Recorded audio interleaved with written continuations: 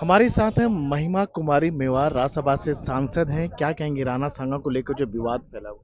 ये बहुत जो भी हो रहा है बहुत गलत हो रहा है। और जो ये सपा के सांसद ने राज्यसभा में ऐसी बात बोली है, इतिहास के बारे में मनगढ़ंत इतिहास बोला है और उनको वो पता नहीं है वो किसके बारे में बोल रहे हैं, कहाँ पर बोल रहे हैं ये बात। और महाराणा प्रताप को किसी के प्रमाण पत्र की जरूरत नहीं है। उन्होंने 2 बार इब्राहिम लोदी को हराया है और उन्होंने बाबर को हराया है। और खनवा के युद्ध में वो मूर्छित हुए थे, हारे नहीं थे। और उनके शरीर में 80 घाव थे। और उन्होंने 3600 कौम भील भाई सबको लेकर लड़ाई लड़ी है। और उन्हें हमेशा लोगों को जोड़ने का काम किया है। तो आज जो ये सभ्यता की, ये गरिमा की जगह है, राज्यसभा से ये सांसद क्या क्या बोल रहे हैं, नीचे तक एक गलत संदेश पहुंचा रहे हैं। लोगों के अंदर इतना आक्रोश है।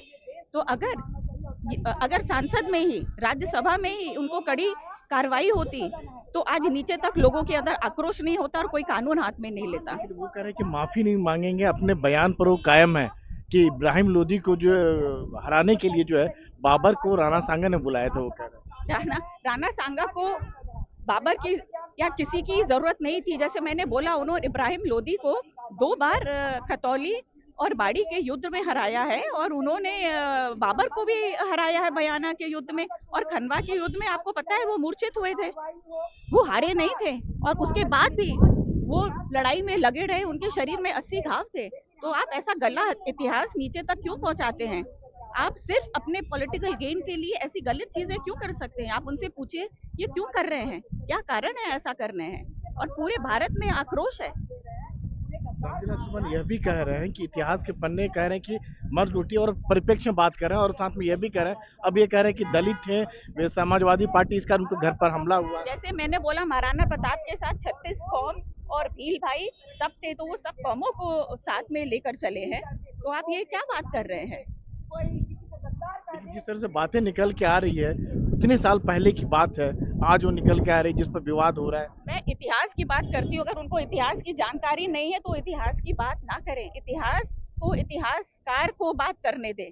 वो जो उनको काम दिया गया है, वो अपना काम, जो जनता के प्रतिनिधि हैं वहां पर चुनकर अपना काम कर रहे हैं, वो अपना काम करें। और इतिहास का जो काम है इतिहासकार को करने दें।